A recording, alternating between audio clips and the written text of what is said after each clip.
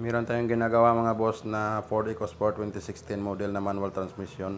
Bali 9 years na ang unit kaya kailangan na natin ng engine refresh mga boss. At dito ay tanggal na yung kanyang timing cover at meron tayong special tools dyan na kinakabit o kinakalso dyan sa mismong pulley ng camshaft para hindi mawala sa timing yung pulley mga boss. At dito sa kabila naman is meron ding special tools na kinakabit para hindi naman mawala yung mismong timing ng camshaft mga boss. So sa engine refresh mga boss is tinatanggal natin yung mga carbon deposit sa loob ng intake port ng cylinder head mga boss. So sa 9 years na paggamit is tingnan nyo naman mga boss, makapal na yung kanyang carbon deposit. So yan yung challenge natin na matanggal mga boss. Tinatanggal ko na rin yung housing ng thermostat kasi magpapalit ako dito ng thermostat mga boss. So ito naman ang itsura ng intake port sa loob ng 9 na taon na paggamit mga boss. Ayan mga boss, marami na rin siyang dumi sa loob. So yan yung lilinisin natin ng mabuti para may balik natin sa brand new feel yung hatak ng makina. Kasi nga ito yung mga ginagawa pag engine refresh mga boss para may balik natin yung magandang hatak ng makina mga boss. Yan. At magpapalit rin ako dito mga boss ng brand new water pump na JMB ang brand mga boss dahil sa loob ng 9 na taon na paggamit is medyo may kaingayan ng kanyang water pump. So dapat na talaga siyang palitan ng bagong water pump mga boss. So dito mga boss is kino-compare ko lang ang GMB na brand new water pump sa original water pump ng Ford EcoSport mga boss. So yan mga boss, kung titingnan nyo mga boss, ang original na water pump ng Ford EcoSport is medyo may pagka-rough yung texture ng finish ng pagka-aluminum niya mga boss. While dito naman sa GMB replacement water pump is very fine yung finish ng pagka-aluminum niya mga boss. So sa kabila naman mga boss, ang impeller ng water pump ng JMB replacement is naka-coated siya ng itim para maprotektahan at hindi kalawangin mga boss. While dito naman sa original is tanso yung ginamit nilang impeller para hindi talaga magkakalawang mga boss. So yan yung pagkakaiba nila, pero based sa aking experience is magtatagal naman ang GMB brand na replacement mga boss. Dito naman is tinitest ko yung bagong thermostat na ipapalit ko mga boss kung nagbubukas ba para siguradong walang back job sa gawa natin mga boss. So papalitan pala natin ng bagong thermostat kahit hindi pa sira ang thermostat kasi hindi na natin hintayin pa na masira ang thermostat bago natin palitan kasi baka maepektuhan o madamage pa yung makina mga boss. At nalinis na rin natin ng intake port number 1 ng cylinder head mga boss at sa intake port number 2 ng cylinder head is malinis na rin yan. Yan, so malinis na yan mga boss. Dito naman sa intake port number 3 sa cylinder head is may carbon pa mga boss. Hindi ko pa nalinisan kasi ipapakita ko sa inyo yung procedure ng aking paglilinis mga boss. At dito naman sa intake port number 4, ayan. So malinis na rin yan mga boss. So sa procedure ng paglilinis ko ng intake port mga boss is ang kanyang camshaft mga boss is nilalagay ko sa compression stroke para siguradong hindi makapasok yung dumi mga boss sa combustion chamber kasi nakasara yung intake valve niyan mga boss. So dito is nilalagyan ko siya ng vacuum at saka kinukutkot ko siya ng improvised na pangkutkot ko mga boss para matanggal ang kanyang mga carbon deposit. So kailangan lang talaga dito is tiyaga lang talaga mga boss sa pagtanggal ng carbon deposit mga boss. At sa final process naman ng paglinis ko mga boss is naglalagay ako ng maliit na hose sa vacuum cleaner at binabacuum ko yan para matanggal talaga yung mga debris o carbon deposit na nanonood sa gilid ng valve mga boss para sigurado talaga na walang makapasok na dumi sa loob ng combustion chamber mga boss. At ito na yung final finish natin ng paglilinis ng intake port mga boss. Ayan, malinis na yan mga boss. At ito naman yung intake manifold mga boss. Yan, nalinis ko na rin yan. So natanggal na lahat ng dumi dyan sa ilalim mga boss.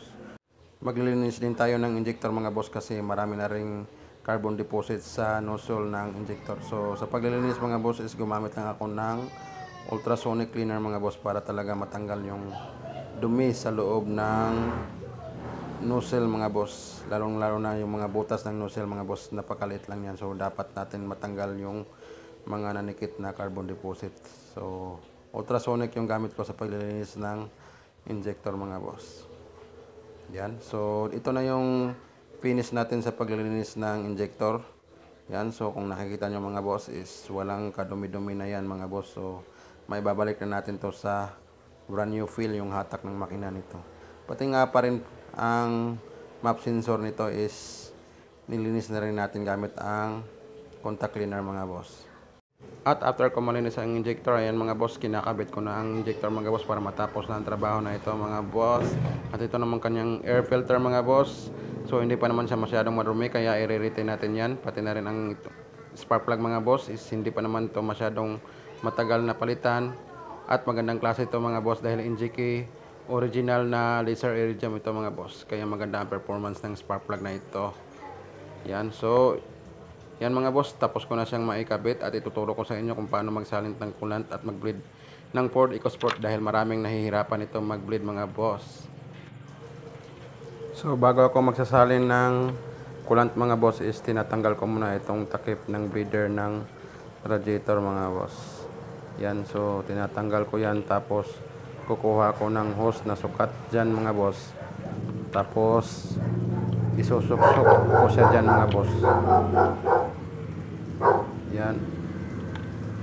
Susok-sok lang natin dyan mga boss. Then after na masuksok natin dyan mga boss is ilalagay natin sa taas yung hose mga boss para hindi lalabas o aapaw ang coolant sa hose mga boss. Yan, so tingnan nyo lang yung video mga boss kung paano ko siya ginawa mga boss. Yan, so nilalagay natin dyan sa ibabaw para hindi aapaw yung coolant pag pinaandar natin ang makina mga boss. Yan, so dito naman sa kanyang reserve tank, yung hose na yan is huwag nyo munang ikakabit bago nyo salinan ng coolant para makalabas yung air pocket sa cooling system mga boss. Yan, so magsasalin na ako dito ng coolant mga boss. So ang gamit ko nga pala is yung Havolin brand na coolant sa Caltex mga boss na kulay orange mga boss. Yan, so magsasaling muna ako dyan mga boss ng coolant. So i-fast forward lang natin ang video para hindi masyadong mahaba yung video natin mga boss. After natin masalinan ng coolant mga boss at umabot na sa malapit sa maximum level ng reserve tank is ikakabit na natin tong hose na ito mga boss gaya ng nakikita nyo sa video mga boss. So yan, tapos na natin masalinan ng coolant mga boss. So ang next step na gagawin natin dito is papaandarin natin ang makina mga boss. Before nga pala natin paandarin ang makina mga boss is long press lang muna natin tong button dito sa gilid mga boss. Tapos ignition key. So ignition key natin yan after natin malong press. Ayan mga boss. Then after umikot itong kanyang gauge mga boss at bumalik sa kanyang position is pipindutin natin ito ng 25 na beses mga boss para lumabas yung kanyang temperature gauge indicator mga boss. Ayan, lumabas na nga mga boss. So yan yung ginagawa natin mga boss para ma-monitor natin yung temperature ng makina mga boss. Tapos balik tayo dito sa engine bay habang umaandar is i-observe natin tong hose na ito mga boss dahil maglalabas ito ng coolant mga boss. Tataas yung coolant tapos merong lalabas na bubbles mga boss, palatandaan na lumalabas yung air pocket sa cooling system ng makina mga boss. So ang gagawin natin dito mga boss is i-observe lang natin, papaandarin lang natin ng mga 3 hanggang 5 minuto mga boss. I-observe natin na mawala yung bubbles mga boss dito sa level ng coolant sa hose mga boss. At pag nawala na yan mga boss is papatayin na natin yung makina tapos tatanggalin na natin yung hose mga boss. Fast forward, so tinatanggal ko na yung hose mga boss kasi na-observe ko is wala na yung bubbles sa coolant mga boss. Yan, so tinatanggal ko na siya mga boss. Habang tinatanggal nyo yan mga boss is kailangan nakapatay na yung makina o dapat naka-cool down yung makina mga boss para bumaba yung coolant mga boss kung nagtitipid kayo ng coolant mga boss.